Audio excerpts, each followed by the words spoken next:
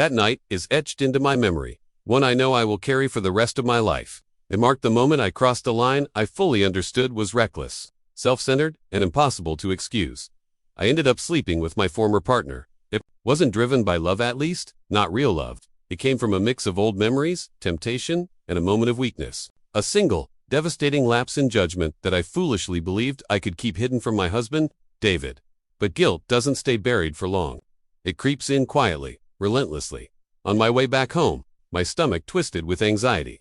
My mind raced through imagined confrontations, punishments, and outcomes I feared were waiting for me.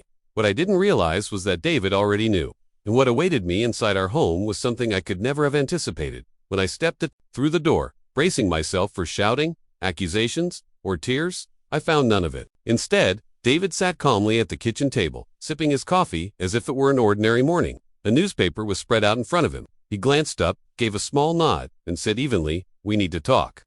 His voice was controlled, almost detached, and it terrified me far more than anger ever could have.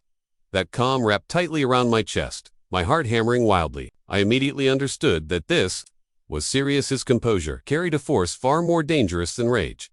I tried to speak. I tried to explain. I tried to defend myself. My voice trembled as I admitted everything, every decision, every detail, every fragile justification I had clung to. He didn't interrupt. He didn't react. He simply listened, allowing my confession to spill out in full. Each word felt heavier than the last. Every admission widened the cracks in what little trust remained between us. I had expected fury, accusations, maybe even tears.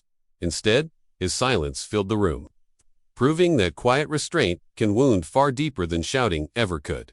Finally, he placed his coffee mug down and looked at me with eyes that felt as though they were piercing, straight through me. "What?" he asked softly. It was just one word, yet it carried the weight of every broken promise, every act of betrayal, every restless night I had caused. I had no answer. All the excuses I had practiced collapsed under that single question. I could see him searching my face for sincerity, and I knew there was nowhere left to hide. David didn't yell. He didn't leave. He didn't even raise his voice. Instead, he spoke with calm certainty, telling me he hoped I understood what my actions meant. "Trust," he said, "isn't something you can simply reclaim once it's lost." His words landed harder than any explosion of anger ever could. I stood frozen, drowning in shame, painfully aware that love alone could no longer protect me from the damage I had caused. His calm burned slowly and deliberately, consuming everything in its path. The days that followed were thick with tension. It didn't insult me or force me out. Instead, he gave me space, to sit with the guilt I had buried under lies and denial. Every glance he gave me carried quiet judgment. Every sentence he spoke was measured. I began to understand that this response was far more powerful than any argument could have been. I was left alone with the full weight of my betrayal, forced to face the truth that the trust I once assumed was unbreakable had been deeply and permanently shaken. I tried repeatedly to explain myself, to ask for forgiveness, to repair what I had destroyed, but David remained steady and composed, allowing me to fully experience the consequences of my choices. It was unbearable. He made me confront my shame without softening it. I learned that once trust is damaged, it cannot be repaired quickly, and that true redemption demands more than words.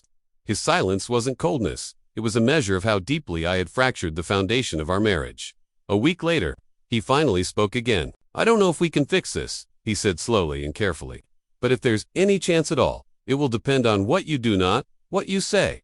Redemption isn't handed out. It has to be earned." His calm, deliberate tone left me trembling, not from fear of punishment, but from the sudden realization of how serious my mistake truly was. I had underestimated the power of composure and how devastating quiet, perceptive judgment can be when it comes from someone you've hurt deeply.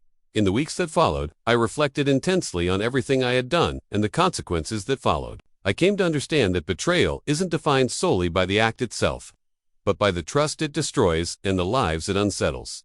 David's restrained, thoughtful response taught me more than anger ever could. It forced me to face my own selfishness, my lack of foresight, and who I had allowed myself to become.